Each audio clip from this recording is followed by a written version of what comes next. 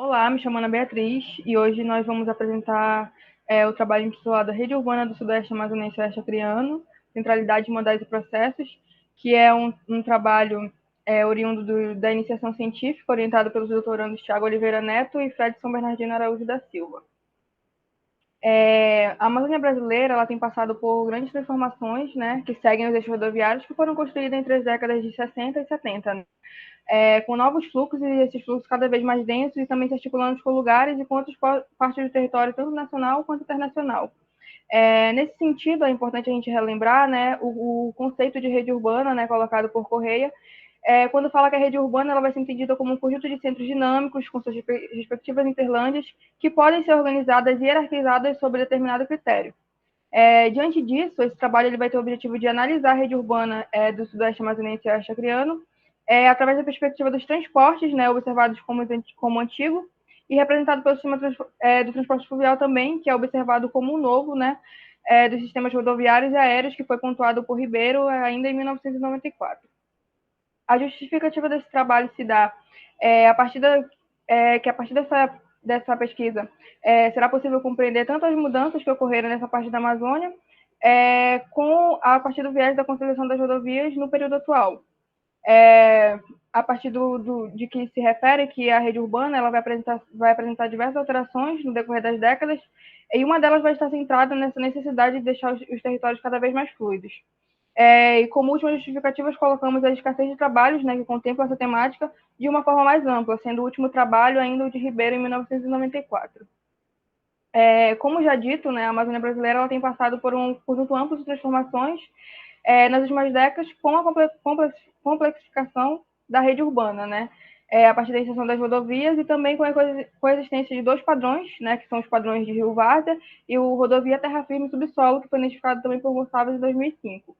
Essa Amazônia ela vai apresentar uma série de intervenções por parte do Estado, né, através das políticas territoriais,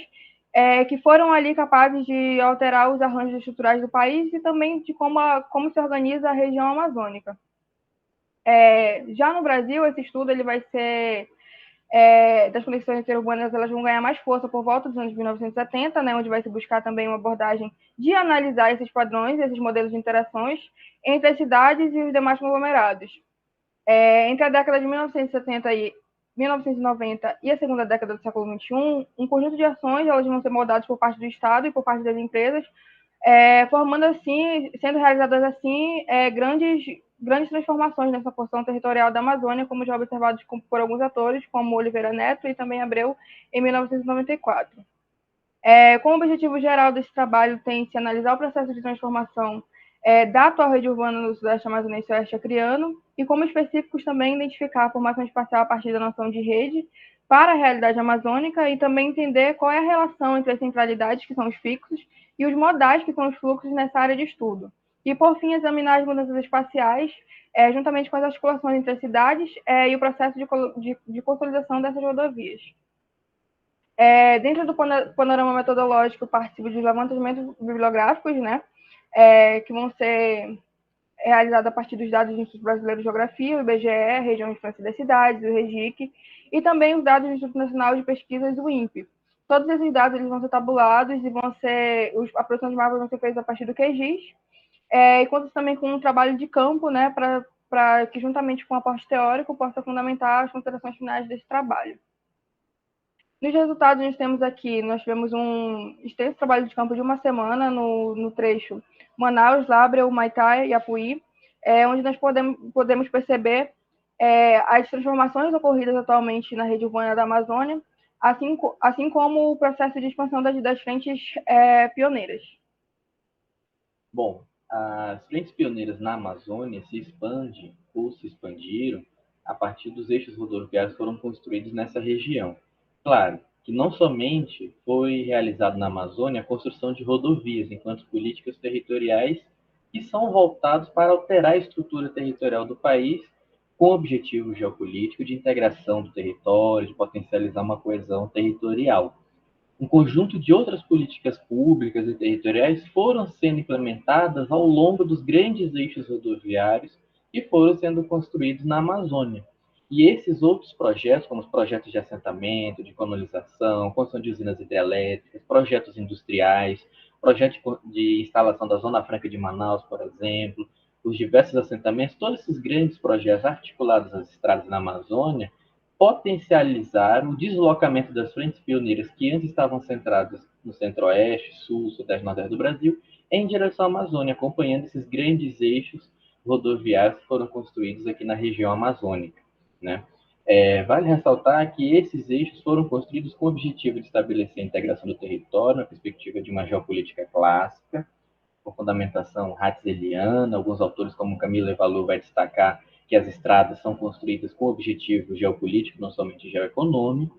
Mas, claro, devemos ressaltar que as estradas na Amazônia tiveram o objetivo geoeconômico também, de extração de recursos naturais, expansão de usinas hidrelétricas, expansão de atividades econômicas na região amazônica.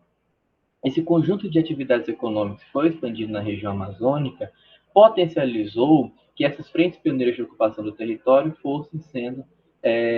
dinamizadas e expandidas ao longo dos eixos rodoviários. As frentes pioneiras podem ser identificadas, né, a partir do processo de ocupação do território a partir de vetores que são construídos, seja linhas férreas, como Pierre Monberg destacou no estado de São Paulo nos anos 40, no caso da Amazônia, a expansão das grandes rodovias aqui na região, né? Um processo de ocupação dessas terras públicas ou terras que vão sendo loteadas para o processo de ocupação desse território, no caso amazônico, ocorrendo ainda aumento demográfico, estabelecimento de serviços, como transporte de passageiros, serviços, formação de cidades e outros projetos econômicos que vão ali dinamizar e vão se fazer presente ao longo dessas estradas na Amazônia. Claro que essas frentes pioneiras se expandiram substancialmente na Amazônia, a abertura das estradas alterou substancialmente a rede urbana na Amazônia, que a gente tinha uma rede urbana, como a Ana Beatriz destacou, fluvial, passando a ter uma rede urbana rodoviária. Então, essa rede urbana na Amazônia passou a ser complexa, passou a ter pelo menos dois sistemas de circulação e de articulação. Nos anos 70, boa parte das estradas foram abertas na Amazônia, várias, como a Transamazônica, a Manaus Boa Vista, Manaus Porto Velho e tantas outras. Vários projetos foram instalados, porém, na década de 80, início dos anos 90, várias estradas ou ficaram sem manutenção ou foram basicamente deixadas de lado no sentido de ter poucas ações do Estado para deixá-las trafegadas. A partir do início dos anos 2000, a expansão das atividades econômicas no Centro-Oeste, inclusive na Amazônia, né, vai pressionar cada vez mais uma necessidade de você melhorar essa infraestrutura de circulação para atender esses novos ditames da circulação, da fluidez de cargas e de pessoas na Amazônia, no território brasileiro. Nesse sentido, o Estado brasileiro vai incentivar, vai realizar ações por meio de políticas públicas e territoriais para consolidar esses eixos rodoviários na Amazônia, seja por meio de manutenção das estradas não asfaltadas e do pavimento de algumas estradas que não eram asfaltadas, como a BR-163 no Pará, Santarém, Cuiabá, alguns trechos da BR-319 e outras estradas na Amazônia, né? No caso do sul do Amazonas, podemos identificar que houve um revigoramento dessas frentes pioneiras, um deslocamento de capitais, de atividades econômicas baseadas na extração de madeira, na pecuária, na produção de soja do Centro-Oeste, Rondônia e Mato Grosso, em direção à Transamazônica amazonense, né? Então, você identifica que houve essa migração, principalmente de fluxos de capitais, ao longo dessa rodovia. E, claro, esse fluxo de capitais, essa migração de grandes empresários visando apropriar grandes áreas de terra na Transamazônica acabou ocasionando esse revigoramento dessa frente pioneira, que hoje está bastante baseada na expansão da pecuária, diferente do que aconteceu nos anos 70, que você tinha um Estado induzindo esse processo por meio de projetos de colonização. Hoje você não tem mais a inserção de novos projetos de colonização, mas você tem uma expansão desses fluxos de capitais, principalmente, de frentes pioneiras consolidadas da Amazônia, como Rondônia e Mato Grosso, em direção a essa nova área de expansão. A gente coloca uma frente pioneira bastante ativa no eixo da Transamazônica e na BR-319 entre o Maitá e Porto Velho. Então, a gente coloca um revigoramento dessas frentes pioneiras e no período atual vai apresentar novos conteúdos. Que conteúdos são esses? Né? São conteúdos técnicos, objetos técnicos, sistemas de engenharia como portos, anel rodoviário, pavimentação de estradas, que vão complementar essas infraestruturas de transporte de grande porte, como as rodovias, né? Os portos, eles possuem uma conexão com as estradas que foram sendo construídas na Amazônia, né? Isso no período atual. E aí, claro, a gente pode identificar, tanto por meio do trabalho de campo, como por meio da sobreposição de dados do INPE, que na Amazônia, no período atual, você tem um fronte que está baseado cada vez mais no interior da Amazônia. Se antes nós tínhamos o arco do desmatamento, o arco do povoamento consolidado, como a Berta Becker afirmava no início do século XXI, nós temos hoje uma faixa pioneira com novos conteúdos térricos e com o avanço das atividades econômicas na Amazônia, que está no fronte desse arco de desmatamento, como a gente pode observar na representação desse mapa. Né? E aí, claro, nossa área de estudo se encontra justamente na porção da Transamazônica, que corresponde justamente nessa nova faixa pioneira de transformação do território amazônico. E aí, já para concluir nosso trabalho, conseguimos identificar por meio de trabalho de campo, ao longo da pesquisa da Ana Beatriz, que o sul do estado do Amazonas corresponde, né, a uma porção territorial dessa faixa pioneira, que é bastante dinâmica na Amazônia, dinâmica pelos fluxos, pela expansão das atividades de pecuária, pelos conflitos territoriais que também vão existir nessa porção territorial, e aí, claro, apresenta um conjunto de mutações que vão estar centralizadas também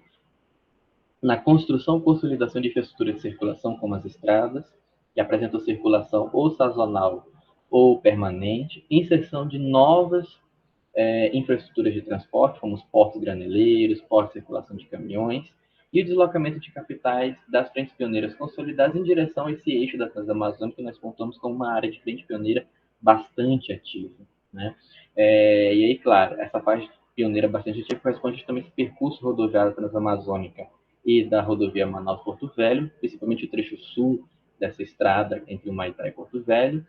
e ainda podemos destacar que o sul do Amazonas corresponde a uma faixa de expansão desses investimentos estatais em infraestruturas de transporte, o pavimentação de estradas, principalmente, mas também de capitais privados nas atividades econômicas, como a expansão da pecuária, da produção de grãos, principalmente soja, em Humaitá e a pecuária ao longo da Transamazônia. E aí, por fim, chama-se a atenção que essa dinâmica acompanha, né, substancialmente esses percursos rodoviários existentes. E aí, por fim, para ressaltar que essas dinâmicas dessas atividades econômicas na Amazônia seguem os percursos rodoviários, mas também desloca atividade, produção como soja, milho, carnes, gado, rebanhos vivos, também pelos rios. Então, essa conexão, essa articulação que se dá no sul do Amazonas, ela é rodoviária, fluvial ou rodofluvial. Né? Então, a gente pode identificamos também essa peculiaridade no sul do Amazonas ao longo da nossa atividade de campo realizada no ano de 2022. Aqui as nossas referências utilizadas na pesquisa. E é isso, agradecemos ao público e muito obrigado.